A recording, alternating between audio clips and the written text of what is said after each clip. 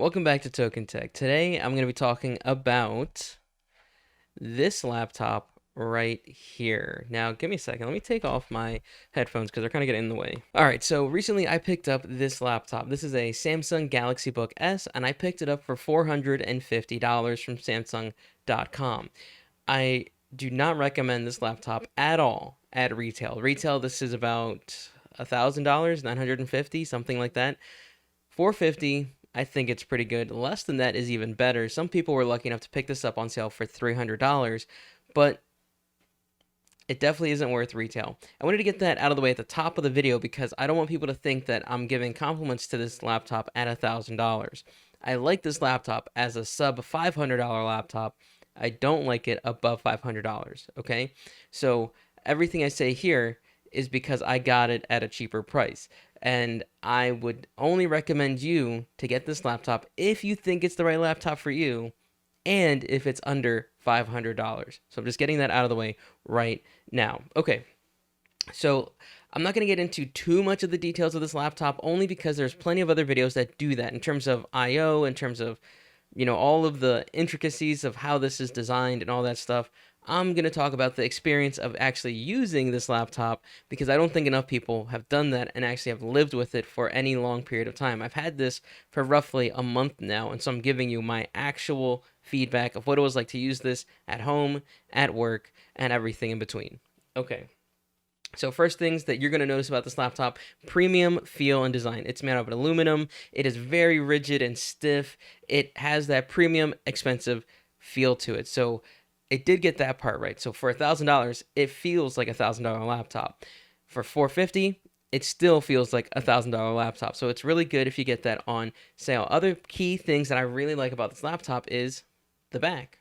Look at that. No ventilation, no fan, no worry about dust getting all sucked up into your laptop, and no worry about loud fan noises or fans that die eventually. So that is, in a way, prolonging the life of the laptop because it's not going to get dirty.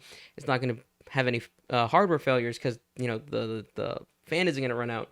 And you don't have to worry about noise. Noise is something that bothers me so much. It destroys my productivity. It's distracting. It's annoying. It gives me headaches. I'm very sensitive to sound. So being completely fanless is a huge plus for me. So this is something that you should consider if you're a person who's sensitive to noise like I am. Okay. All right. Another thing is it is unbelievably thin. Like my younger sister has a very thin premium laptop. This is even thinner than that, and it's lighter too. This thing is only a total of 2 pounds. 2 pounds. Super light. You won't even feel it in your bag. Once I started using this instead of the other laptop I had, I would get like anxiety thinking, oh my gosh, I forgot my laptop at home. It was in my bag. It just didn't feel like there was anything in there. Charging brick does not add any real weight to it because it uses basically a cell phone wall like charging brick to charge the laptop. 25-watt charger. So it's super duper light, way lighter than anything else on the market, especially in this class. Now it only has two USB Type-C ports for IO and a headphone jack. So you're kind of limited there, but the plus is in the box, it comes with a HDMI to USB Type-C. So you can at least do that. And I think for most people, that's really what they need. I already had a USB Type-C kind of like expansion plug. So I have all the USB-A ports and things like that I would need from there. But it does come with at least something. All right. Keyboard is all right. Now, of course, this is a thin laptop, so the keyboard isn't going to be super fantastic because it only has so much room to travel, but it's better than a MacBook Air in my opinion. So if you like the MacBook Air, this probably will feel better. If you hate it, this won't feel as bad. But again, compared to something that's really good at typing, like a ThinkPad, this will not get close to it. Some things I like about the keyboard, though, is that it has a fingerprint sensor integrated in the power button. So if I hit that, you'll see it will load right into Windows, which is fantastic. Issues I have with this keyboard are that the backspace is a bit shorter than a normal backspace, and the buttons here, the arrow buttons, are not a standard size either. So that can be kind of a problem when getting used to it, but you will get used to it over time. But like I said, it feels a little bit mushy, but it's not the worst. So it's a very average keyboard. Again, not what I would expect for $1,000, but for under $500, Pretty dang good. Okay.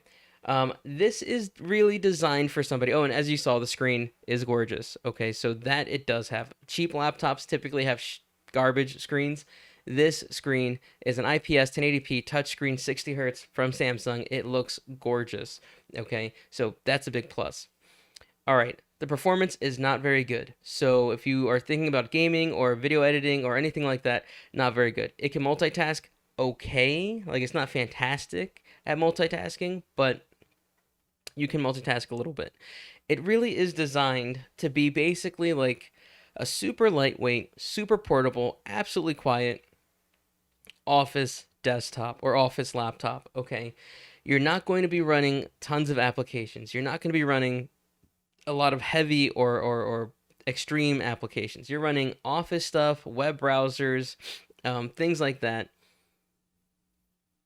and it's good for that. Which is why, again, I say don't pay more than $500 for this because this thing really isn't worth it.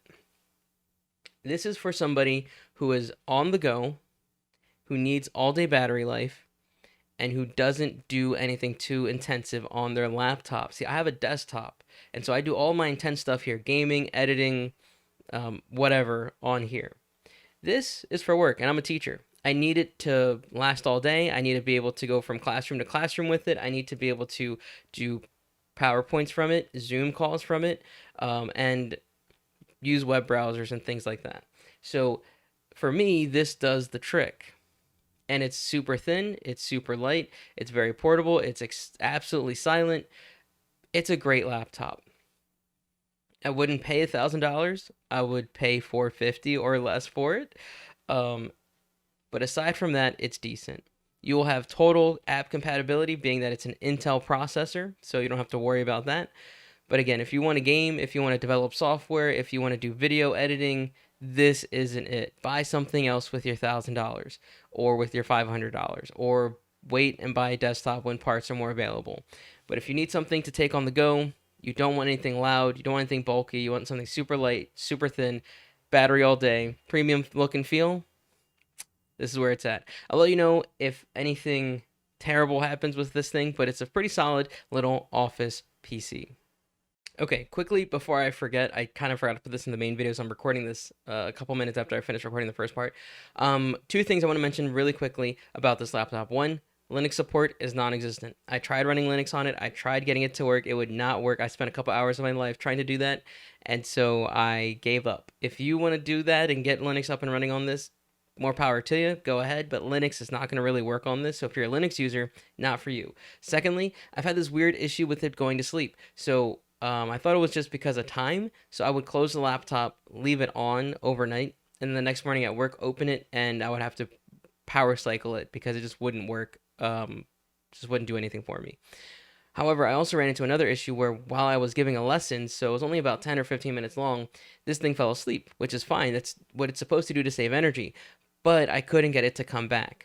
Hitting different keys, hitting the spacebar, enter key, hitting the touchpad, closing and opening the laptop, hitting the power button, nothing got it to respond. I had to hold the power button down for 30 seconds to power cycle it again, and that got it back. Don't know why that's a problem. This is the most up to date as of March 27th, okay? All the updates, BIOS updates, system updates, Samsung updates, everything you can imagine, I've updated, and I still am having this problem. So if you have this problem, let me know, and maybe I just have a defective one, or maybe this is a common thing. So keep that in mind when you're thinking about this laptop. All right, again, only get this if you can get a crazy deal on it. I really wouldn't recommend this in any other situation. All right, take care, guys. Let me know what you think in the comment section down below.